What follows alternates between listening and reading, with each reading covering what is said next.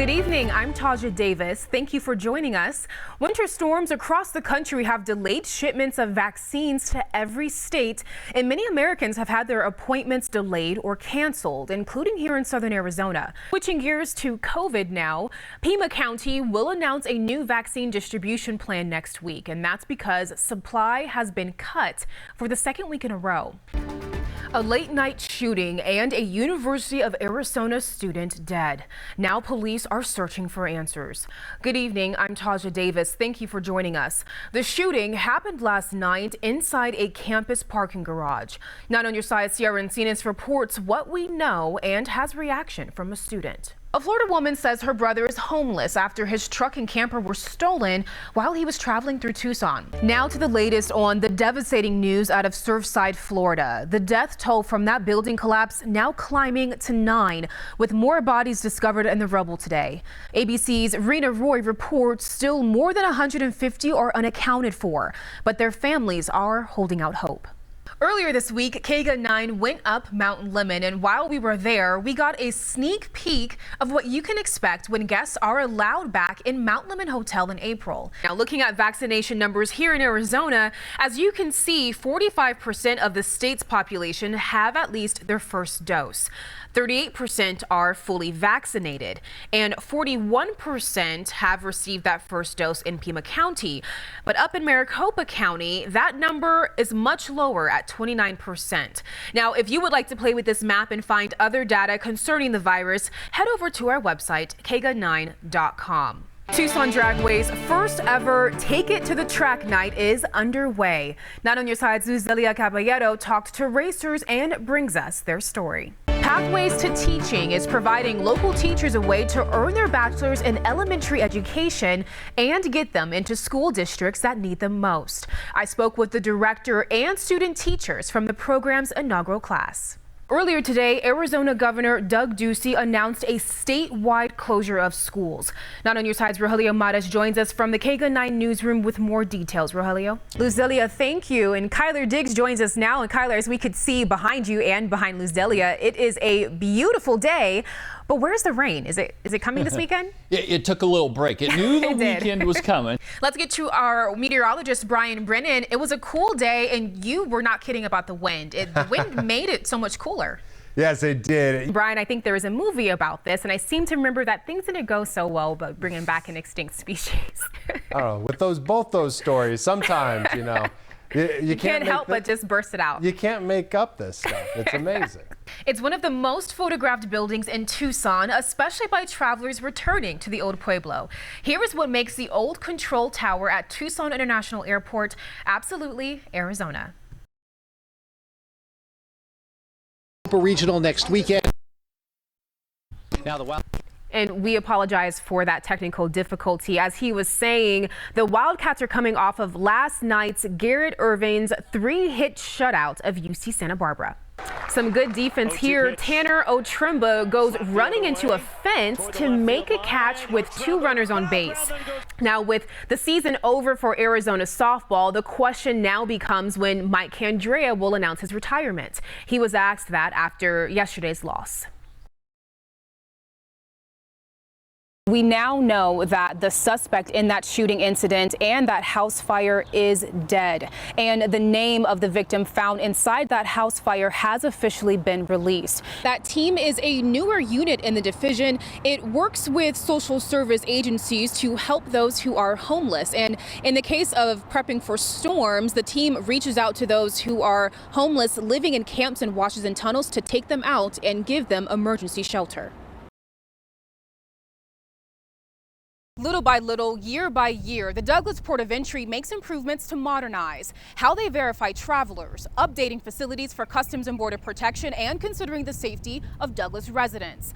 But the biggest changes Mayor Donald Hewish is waiting on, such as a major overhaul and a separate commercial port, may get federal funding this year. So as soon as they say it's funded, we're running. The Raul H. Castro Port of Entry is outdated and overburdened. The last major renovation was done in 1993. So it's just been very minor things that have been done these past few years. A major concern for the current port is the use of hazardous waste transported by tanker trucks and semis.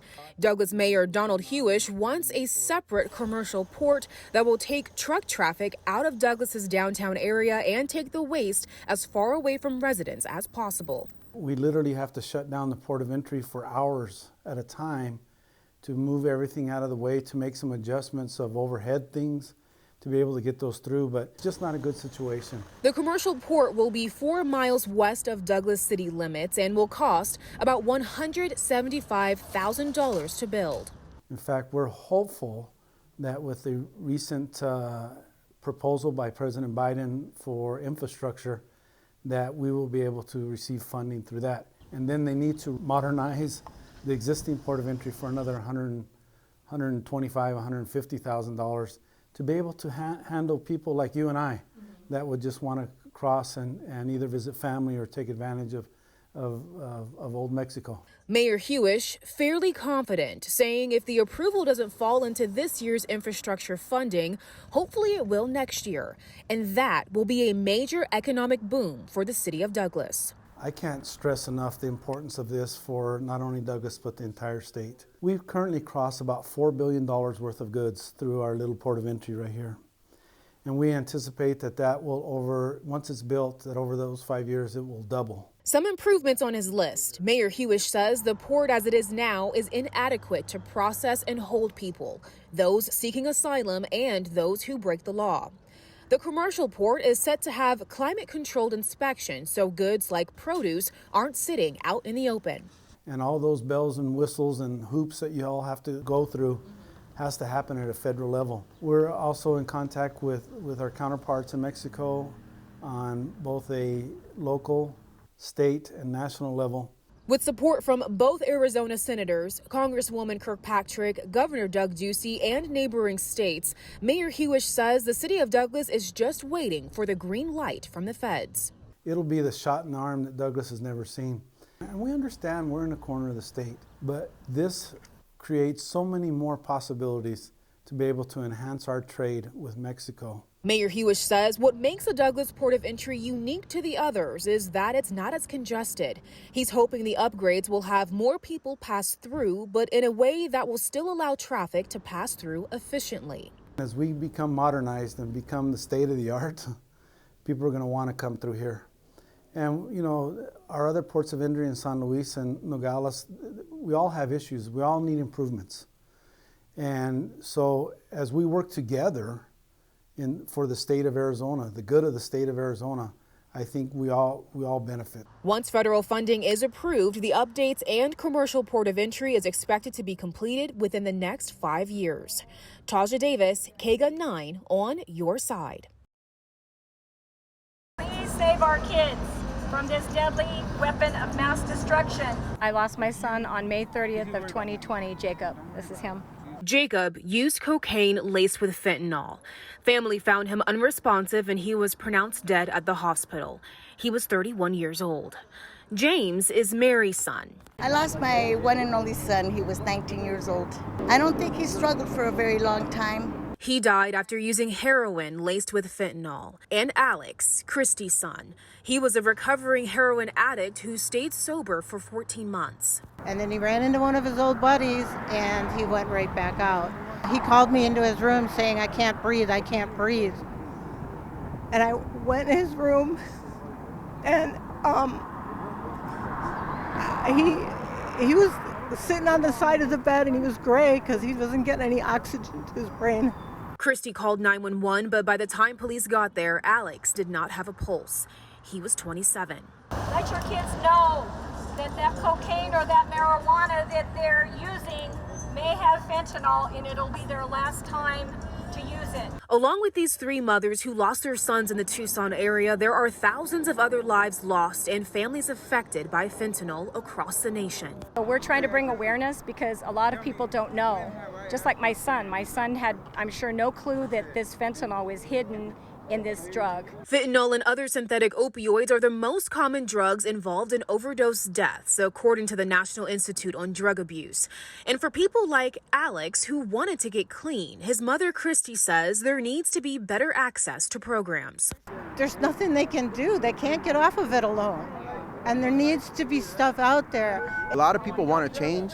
They just don't have the tools or the people or the atmosphere to get that type of support. Jaime co-leads a group called Water Walkers 520, comprised of men who've lived a rough life but persevered and want to give back. We reach back to where we come from, and a lot of people just need to connect to a body. Every Thursday night from 6 p.m. to 8 p.m. we do a men's group. Food, daycare, all that stuff. Just show up and just try it out.